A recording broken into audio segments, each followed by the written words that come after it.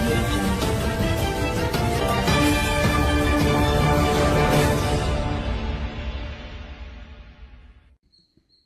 KBR news కి స్వాగతం.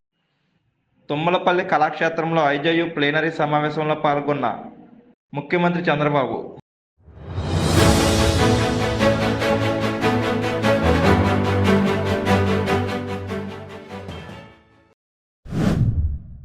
అమరావతిపై ప్రవేశపెట్టిన తీర్మానాన్ని బలపరిచిన ఎమ్మెల్యే మిరియాల శిరీషాదేవి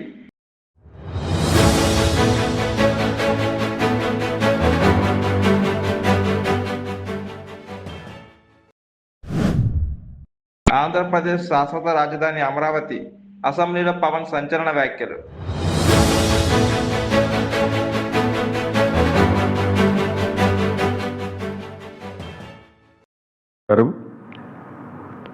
వేదికపై ఉన్న పెద్దలు, ఈరోజు ఈ సమావేశానికి ఇచ్చేసినటువంటి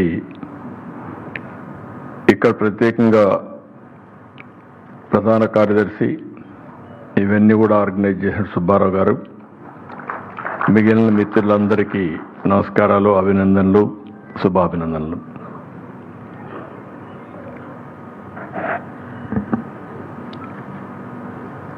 So many states, so many office bearers have come. I welcome all of you to Andhra Pradesh.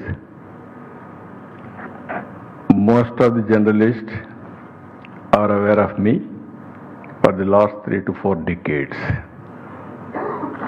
Even in India or otherwise different parts of the country, whenever I come, I used to work with you.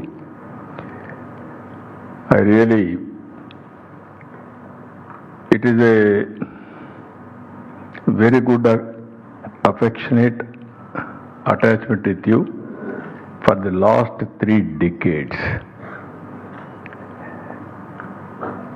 Today, 11th plenary you are conducting in Vijayawada. Always I am very close to media. Everybody is aware, not now, from 1995, even before, I had a very good, close relations with all of you. Especially Srinivasan Reddy. I know him very well from the beginning. First time I created in 1996 Press Academy, and also I appointed him first president of the Press Academy. He is a thorough gentleman. Always used to, just now he told very clearly when I used to talk about information technology, at that time even media has to understand what I am talking. You have to take to the people. Always he used to ask me in what way it is going to help. Now in Telangana, if you see, within 25 years time, highest per capita income in India, Telangana state. And also if you see, most livable city in India, Hyderabad city. That is where I contributed from the beginning, 3 decades time. Today, one Telugu state is enjoying that benefits. And also, Comrade Srinivasan Reddy, always I used to, he is different, he is very liberal also, from the beginning. He was editor for Vishalandra also. And also from the beginning I know him when he was senior correspondent. According to me, all seniors were retired or expired, but Srinivasan Reddy even now is very fit. I really appreciate him, because he is always positive. As a matter of fact, he influenced me a lot for doing right things for journalists also. He is one man always with organization. He worked for the welfare of the organization in a big way. I used to take feedback always. Earlier days, morning I used to watch the news. All news I used to take into confidence. Immediately I used to direct my administration to work it out. Today, journalism has been changed totally. One example I am giving you. Recent times, I was Chief Minister in 2019. One news has come about heart attack of Vivekanand Reddy ex-MP. That news has come in Sakshi TV. My people briefed me. Naturally, all of us, what we will think? Very sad, good man. Then his daughter asked for post-mortem. Because I didn't know anything, because we are all busy with elections, I asked them to go for post-mortem. In post-mortem, shocking news. He was murdered brutally. His head was totally chopped. And also total room, everywhere there was blood. Even then, that owner of the media, Sakshi Media, I don't want to refer his name. Immediately, he won over his sister, that is daughter of Vivekanand Reddy. Then by evening, he pretended that his father was expired, he was murdered or killed at the time by helicopter. And also his uncle Vivekanand Reddy was also killed. Next day morning, in Sakshi, there is an axe on my hand, Narasura Rakta Charitra. Can you imagine? This is where media has become partisan. Even today I am very friendly to media, but I have to face this type of problems. Even we had a setback in elections. This is where I am asking all of you, I will be with you, but not with that type of media. That is very dangerous for society and also for future.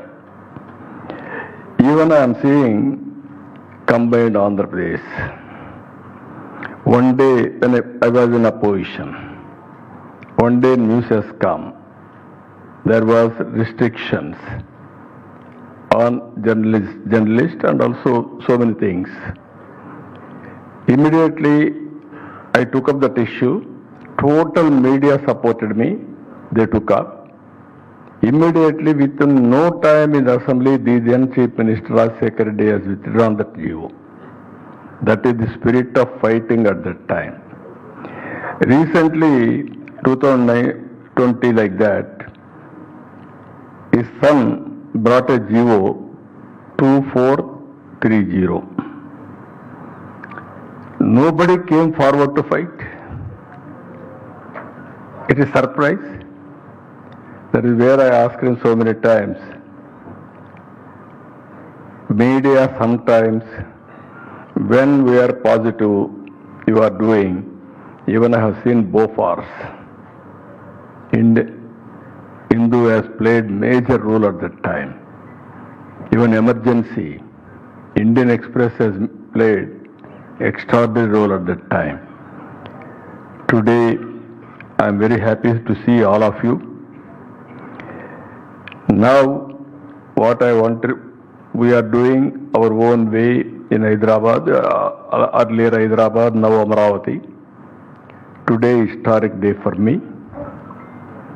We have passed one resolution to make Amaravati as capital for Andhra Pradesh as a statutory legislation. Earlier bifurcation, they made Hyderabad as capital, common capital for 10 years for Andhra Pradesh. After 10 years, it will go to Telangana. Now 10 years are over. Recently you have seen, because with my past experience, I built Cyberabad. As Srinivasa Reddy is accepted, nobody can deny that. With IT I started. Today Hyderabad is known all over the world as IT capital. That is how things are happening. All GCCs are located in Hyderabad. Now we are going for quantum, data centers, artificial intelligence. Next level of technology I am taking in the state. And also our Amaravati, it is a new opportunity for us because there is no capital. I am building a capital. First time globally, if you can analyze, 33,000 acres of land, 29,000 farmers came forward under land pooling. I didn't give one pie. They came forward. Only I gave some annuity and also development. After development, we are giving back site, developed a site for them. It will add value. You are all aware how to create wealth. Earlier I had done in Hyderabad 1 lakh acres land in high-tech city. After development of that high-tech city, gradually 1 lakh it has become 1 crore, 10 crores. Now recently Kokapet, it is far away, 150 to 170 crores. Whenever there is a development, land value will increase, wealth creation will take place. That is the confidence farmers are having. Even earlier I used to say, whenever farmer is losing land, we have to compensate him better way, or otherwise nobody will cooperate. In Andhra Pradesh, even today, recently, if you see Google, I am able to acquire land. RCR Mithal, nearly 1 lakh crores, 5,000 acres of land without any trouble we are able to acquire. Reason is trust factor. With the trust factor, I am assuring you, all journalists are here, another 5 years you are going to see Hyderabad is the present city. All other cities, earlier they developed. Amaravati will be the future city. Amaravati will be Hyderabad plus. Why I am saying Hyderabad is a brownfield city, Amaravati is a greenfield city. I am going to integrate blue, green, and also latest technologies, and also green energy. That is the future, is technology, integration, everything we are going to do it. As our ధన్యవాదాలు అధ్యక్ష. ఈరోజు మన ఆంధ్రప్రదేశ్ రాష్ట్ర రాజధాని కోసం మాట్లాడేందుకు నాకు అవకాశం కల్పించినందుకు తెలియజేస్తా ఉన్నాను అధ్యక్ష. ఆంధ్రప్రదేశ్ రాజధాని అమరావతి అనేది యావత్ ఆంధ్రుల చిరకాల వాంఛ అధ్యక్ష. ఉమ్మడి ఆంధ్రప్రదేశ్ రాష్ట్ర విభజన తర్వాత ఒక నిర్దిష్టమైన రాజధాని లేని రాష్ట్రంగా నవ్యాంధ్ర ఉన్నప్పుడు అనుభవజ్ఞులైనటువంటి అప్పటి గౌరవ ముఖ్యమంత్రి నారా చంద్రబాబు నాయుడు గారు అపార అనుభవంతో అమరావతి రాజధానిగా 2014-19 మధ్య కాలంలో ప్రకటించడం జరిగింది అధ్యక్ష. ఇదిలా ఉంటే అప్పటి ప్రతిపక్ష నేత మాజీ ముఖ్యమంత్రి జగన్మోహన్ రెడ్డి గారు రాష్ట్ర రాజధాని అమరావతిని ముక్తకంఠంతో ఏకీభవించారు అధ్యక్ష.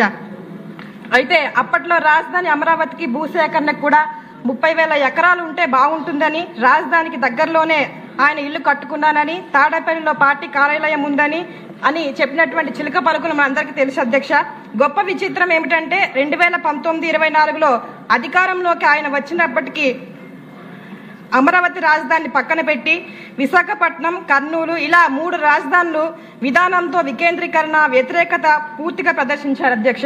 ఒక మాటలో చెప్పాలంటే అమరావతిని అసలు పట్టించుకోకుండా ఒక అనుభవ రాహిత్య పాలన చేశారని చెప్పక తప్పదు అధ్యక్ష. ఇదిలా ఉంటే ఒకానొక సందర్భంలో వైకాపా ప్రభుత్వ హయాంలో వైకాపా సానుభూతి పరులు అమరావతిని శ్మశానమని, వేశ్యల రాజధాని అని, అమరావతికి మంచి చరిత్ర లేదన్నట్లుగా ఆంధ్రుల ఆత్మగౌరవాన్ని కించపరిచారు అధ్యక్ష. అంటే ఎంత నీచంగా ప్రవర్తించారో ఒకసారి గుర్తించుకోవాలి అధ్యక్ష. ఇదంతా కేవలం తెదేపా నేతలకు వ్యాపారం కోసం భూసేకరణ చేసినట్లు,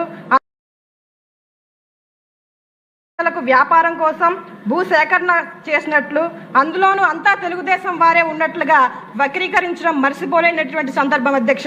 మాజీ ముఖ్యమంత్రి జగన్మోహన్ రెడ్డి గారికి అసలు తెలుగువాడి చరిత్ర తెలుసునో లేదో కానీ మన తెలుగు పుస్తకాల్లో చూస్తే ఈరోజు అమరావతి నగర అపురూప శిల్పాలు, త్యాగయ్య గొంతులో తారాడు నాదాలు, తిక్కన్న కలంలో తీయందనాలనే ఒక పద్యం ఉంది అధ్యక్ష. అంటే అమరావతికి ఎంత పురాతన ప్రాచుర్యం ఉందో ఒకసారి అర్థం చేసుకోవాలి అధ్యక్ష. రాష్ట్రాన్ని రావణ కాష్టం చేసి అభివృద్ధిని మంటలో కలిపిన రాష్ట్రాన్ని ప్రస్తుత గౌరవ ముఖ్యమంత్రి నారా చంద్రబాబు నాయుడు గారు దూరదృష్టి గల, అనుభవం గల ఆయన మరలా అమరావతిని శాశ్వత స్థిరమైన రాజధానిగా కేంద్రం అనుమతి కోసం తీర్మానం చేయడం ఆంధ్రుల చిరకాల వాంఛ తీరినట్లుగా ఉంది అధ్యక్ష. ఇదిలా ఉంటే అప్పటికే మాజీ ముఖ్యమంత్రి Jaganmohan Reddy and co batch తీర్మానాన్ని తీవ్రంగా విమర్శించడం, వెరితనంగా భావించడం మంచిది కాదు అధ్యక్ష. మరలా ఇప్పుడు అమరావతి రాజధానికి వ్యతిరేకం కాదని, అందులో అవినీతికి మాత్రమే వ్యతిరేకమని వైకాపా సభ్యుల యొక్క ద్వంద్వ వైఖరిని చూడడం మనం చూస్తున్నాం అధ్యక్ష.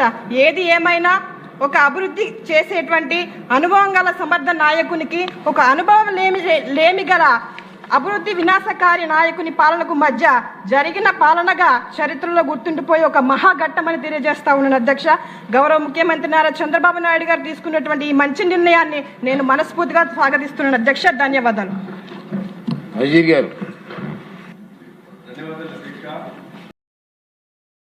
సభాపతి గారికి హృదయపూర్వక నమస్కారం. గౌరవ ముఖ్యమంత్రి శ్రీ నారా చంద్రబాబు నాయుడు గారికి, గౌరవ సహచర మంత్రివర్యులకి, గౌరవ శాసనసభ్యులకి, ఆంధ్రప్రదేశ్ రాష్ట్ర ప్రజలకి నా హృదయపూర్వక నమస్కారం. ప్రత్యేక రాష్ట్ర రాజధాని కోసం పెట్టిన తీర్మానానికి మనస్ఫూర్తిగా మద్దతు తెలుపబోయే ముందు ఒకసారి ఏమేం జరిగాయి అనేది ఒకసారి వెనక్కి వెళ్ళి చూసుకున్నామని తెలియజేయాలనుకుంటున్నాను అధ్యక్ష. భాషా ప్రయుక్త రాష్ట్రాలు భారతదేశంలో ఏర్పడ్డాయంటే దానికి మూలాలు 1952 అక్టోబర్ 19వ తారీఖు నుండి అంకురం జరిగింది. 51 సంవత్సరాల వయసులో 58 రోజులు ఆమర నిరాహార దీక్ష చేపట్టిన పొట్టి శ్రీరాములు గారి త్యాగ ఫలితం ఆంధ్ర రాష్ట్ర ఏర్పాటు. దానిని ఆధారం చేసుకొని అనేక భాషా ప్రయుక్త రాష్ట్రాలు ఏర్పడ్డాయి. మన దురదృష్టం అప్పుడు రాష్ట్రం ఏర్పాటు అయినప్పటి నుంచి 1953 అక్టోబర్ 1 కర్నూలు రాజధానిగా ఏర్పడినప్పటి నుంచి ఈ రోజు దాకా ఇంకా మనం రాజధాని గురించి కొట్టుకుంటున్నాం. ఇక్కడ ఉండాలా, అక్కడ ఉండాలా. పొలిటికల్ స్టెబిలిటీ, స్థిరత్వం ప్రజలకి చాలా చాలా అవసరం.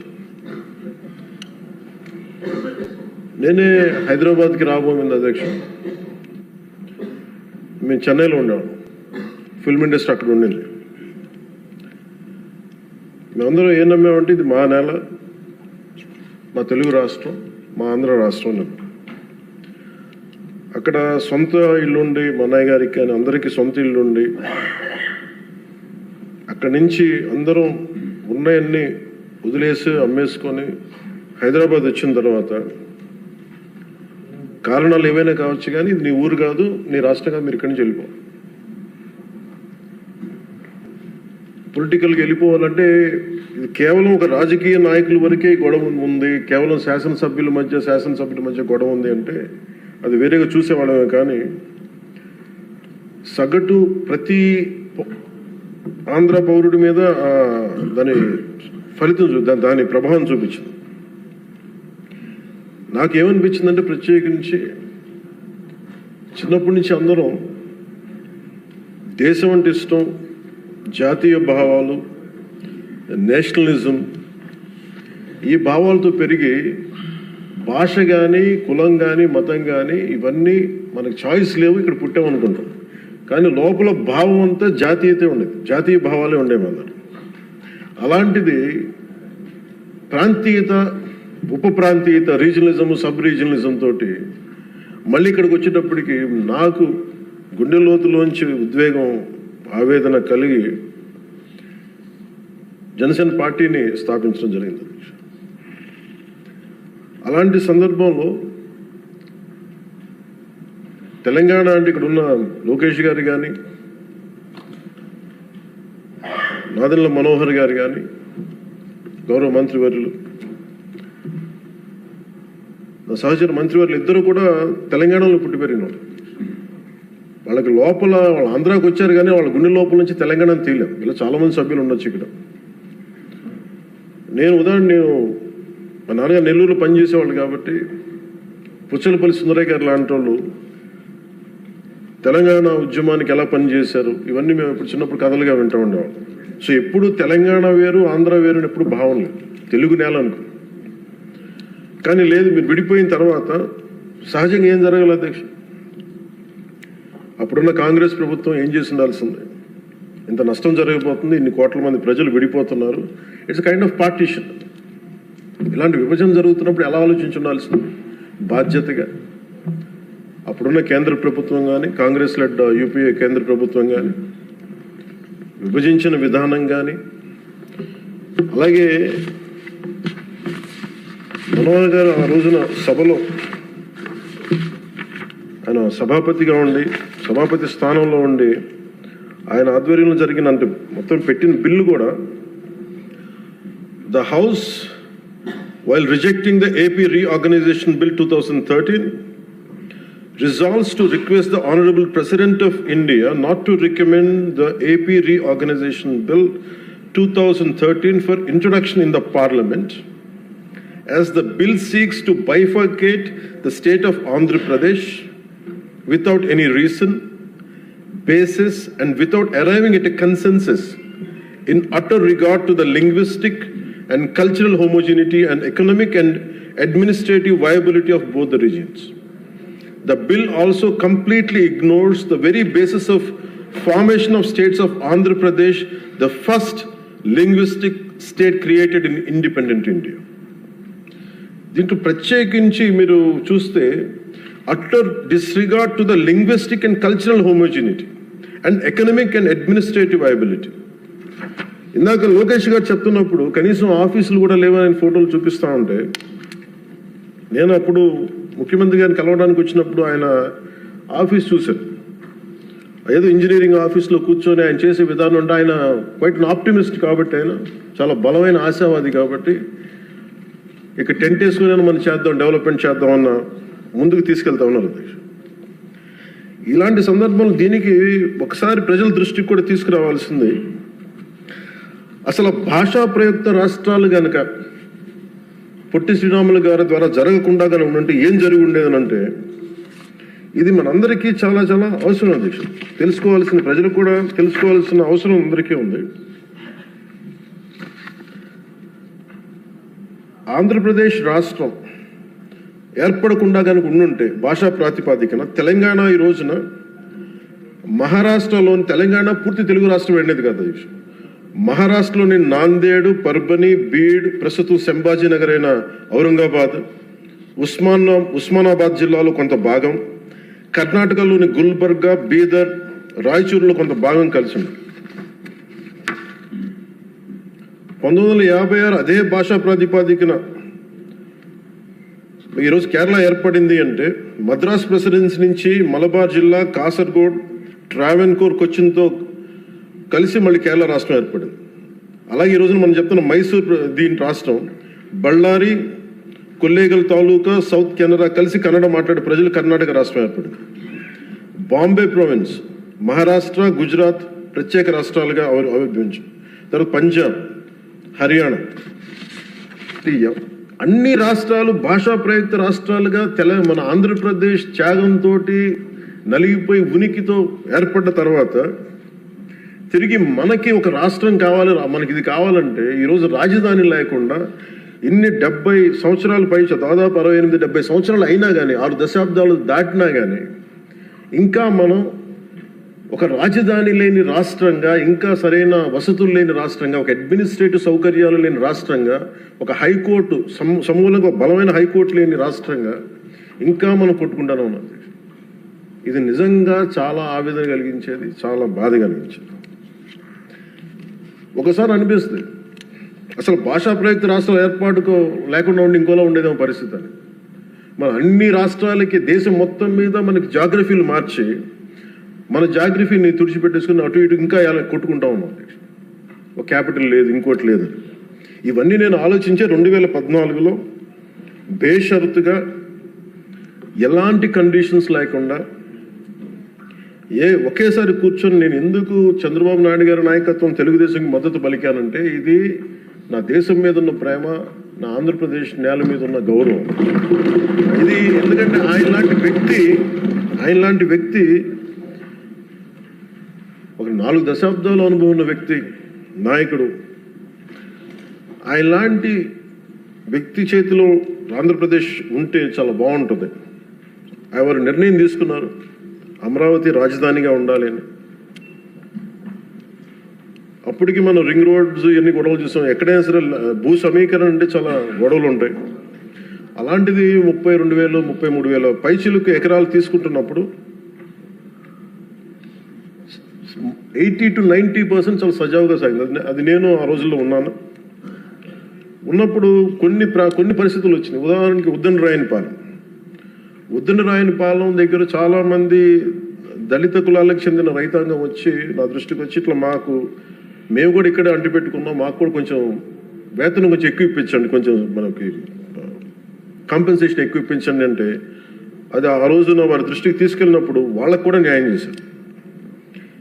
ఇవన్నీ చేసిన తర్వాత ఎక్కడో ఒక చోట ముందుకు వెళ్తున్న పరిస్థితుల్లో 1924 ప్రభుత్వం మారింది. ప్రభుత్వం మారిన తర్వాత అసలు దాని మీద ఎంత కక్ష కట్టారండి అంటే ఈ లోపుల్లోనే దాని మీద చాలా అభాండాలు వేశారు. ఖచ్చితంగా భూమిని తీసుకుంటున్నప్పుడు కొన్ని సమస్యలు వస్తాయి అధ్యక్ష. అయిష్టత ఉన్నవాళ్ళు ఉంటారు, మొత్తం 100% సంతోషంగా ఎవరు, కానీ మెజారిటీ ప్రజలు మటుకు ఇష్టాపూర్వకంగా ఇచ్చారు.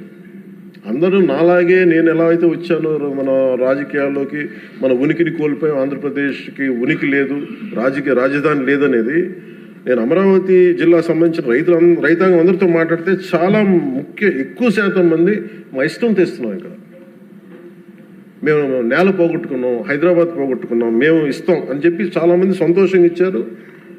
ఇందాక కేశవ్ గారు చెప్పినట్టుగా ల్యాండ్ తీసుకోవాలంటే గొడవలు వస్తాయి. అలాంటిది 30,000 పైన ఎకరాలు తీసుకుంటున్నప్పుడు ఎక్కడా కూడా ఎలాంటి ఇబ్బంది లేకుండా, గొడవలు లేకుండా కేవలం సామరస్యపూర్వకమైన చర్చల ద్వారా అంటే ఓన్లీ ఆ చర్చలు కూడా దేనికి సంబంధించి మాకు ఎంత కాంపెన్సేషన్ ఉంటే మాకు ఎటువంటి దానివల్ల గౌరవ మంత్రి నారాయణ గారి ఆధ్వర్యంలో చాలా సానుకూలంగా సాగింది.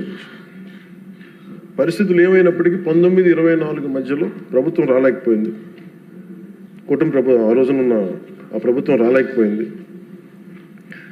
వచ్చినప్పటి నుంచి అసలు ఎలాంటి గొడవలు జరిగినాయి అంటానికి చాలా మీకు ఎంత బాధ కలిగించే అంశాలంటే ఇంట్లో నుంచి బయటికి రాని ఆడవారు అసలు బయటికి రావాలంటే ఆలోచించేవాళ్ళు. అలాంటి ఆడపడుచుల మీద కష్టం, శారీరక శ్రమ తప్ప వాళ్ళ ఒంటి మీద వాళ్ళ శారీరక శ్రమ తప్ప ఇంకేమీ తెలియని వీళ్ళందరూ ఇష్టంతో పొలాలు ఇస్తే ఈరోజు ఇక్కడ రాజధాని లేదు, ఇక్కడ ఉండదు అనే ఒక గత వైసీపీ ప్రభుత్వం